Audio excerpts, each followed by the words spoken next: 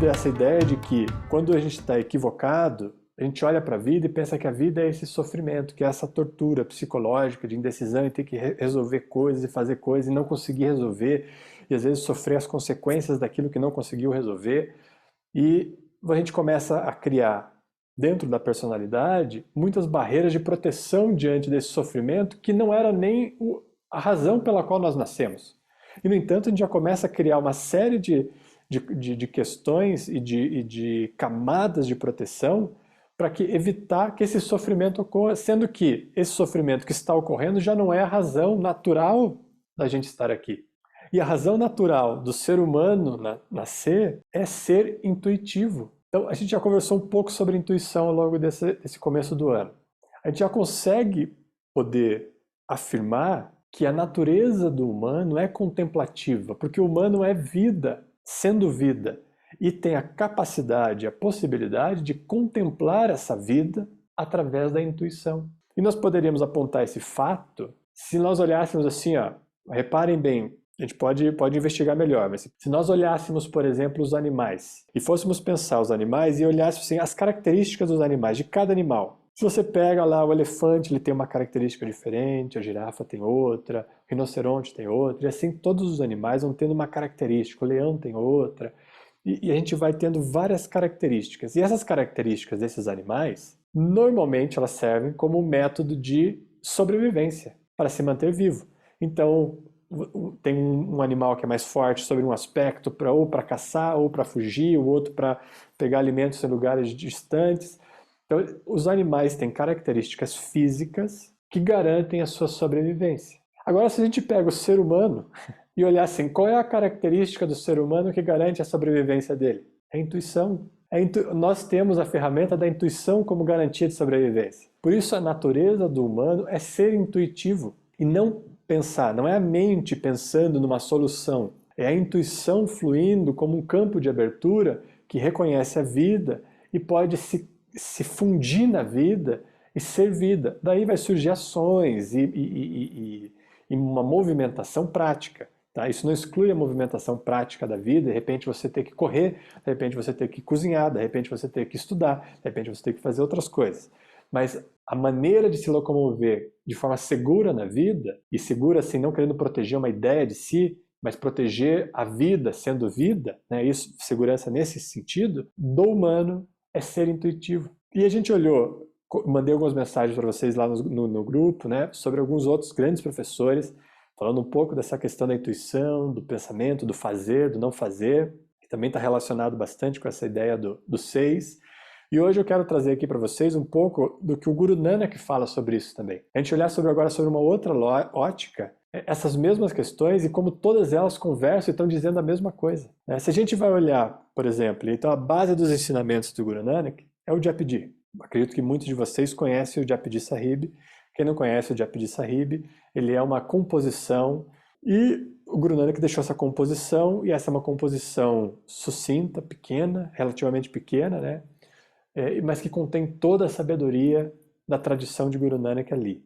E a gente começa o Japji Sahib com o Mool Mantra. O Mool Mantra, inclusive, ele é separado, porque depois a gente começa a ter os pauris, né? Os pauris. Começa depois do Mool Mantra, começa 1, 2, 3 e vai até o 38. E aí tem mais uma finalização para fechar todo esse ambiente vibracional proposto pelo Japji Sahib. Então, se a gente tirar ali, nesse momento, vamos tirar aqui o Mool Mantra da jogada, depois a gente vai olhar ele aí para frente também, porque tem uma parte interessante dele aqui, vai falar dos 6.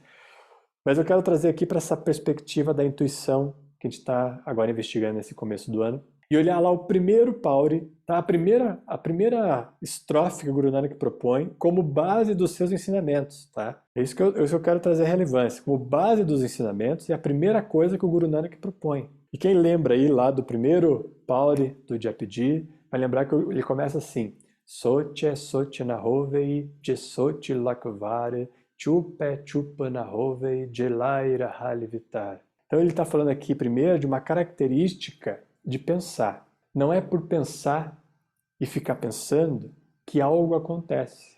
Então aquela ideia de foco da mente, de concentração para ficar pensando e ficar tentando resolver um problema, uma questão, não vai dar nenhum sentido à vida. Porque não é por pensar e ficar pensando que algo pode acontecer. E na sequência, ele vai mais direto ainda nesse ponto. Chupe, chupe na rovei. Ele está falando aqui assim, ó, não é porque colocar um foco total em algo que você experimenta o silêncio ou a contemplação. Então ele está dando aqui, ó, veja que interessante. No início do Japji, Guru Nanak está falando sobre essa diferença que nós comentamos nas aulas anteriores aí, sobre concentração e atenção. Ele está falando que não é por você ficar concentrado e você ficar imerso nos processos intelectuais, quando na verdade é um grau de abertura muito amplo para a vida. Não é por colocar o foco num único ponto que algo vai acontecer. E aí ele segue ali no primeiro Pauri, depois a gente pode conversar mais sobre ele, eu até tenho um vídeo já que eu já gravei sobre ele, posso enviar para vocês.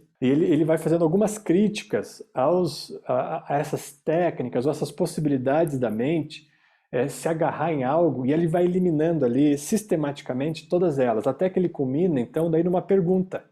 Que ele fala assim, Kivi Satyara Hoya, Kive Kure Tute Pale. Essa é uma pergunta. E ele pergunta assim, tá, se nada disso aí funciona, você ficar pensando, você colocar o foco total em algo, se concentrar profundamente em algo, ou se você querer abraçar todos os ensinamentos do mundo, ou todos os alimentos do mundo, nada disso acontece. Nem ele tem uma parte que ele fala também sobre os ensinamentos espirituais, nem que você mergulhe profundamente em todos os ensinamentos espirituais da humanidade, ainda assim não acontece. Eles perguntam por que não acontece, então o que precisa para que isso que a gente está buscando tanto aconteça? Aí ele dá a resposta. Então ele faz a pergunta e ele mesmo responde. Hukame razai chalana nanakerlikya nale. Hukame razai chalana.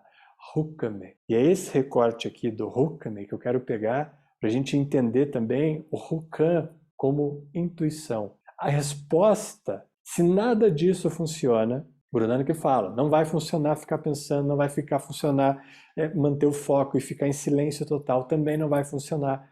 Ele diz, o que funciona?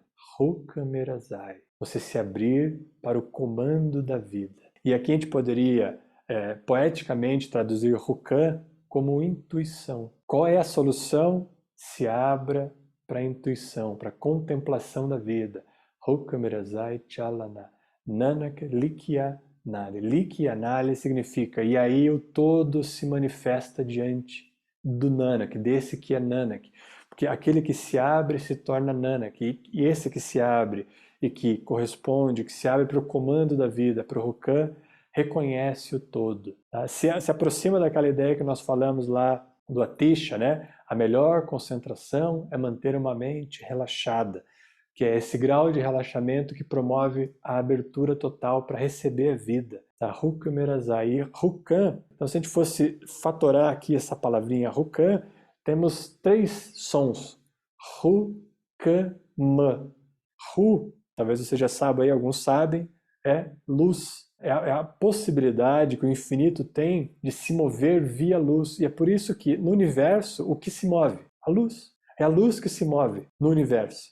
E que mantém, e tanto que nós não sabemos o que acontece se nós ultrapassarmos a velocidade da luz. Isso é o Hu, essa possibilidade de dissipar qualquer escuridão. E que vem com uma ação em conjunto. Hu, Ka é o mesmo prefixo aqui do Kara, da ação, aquilo que pode agir na vida, que pode entrar na vida. Então, a luz que pode agir na vida, entrar na vida. E a hora que ela entra na vida, tem uma reação.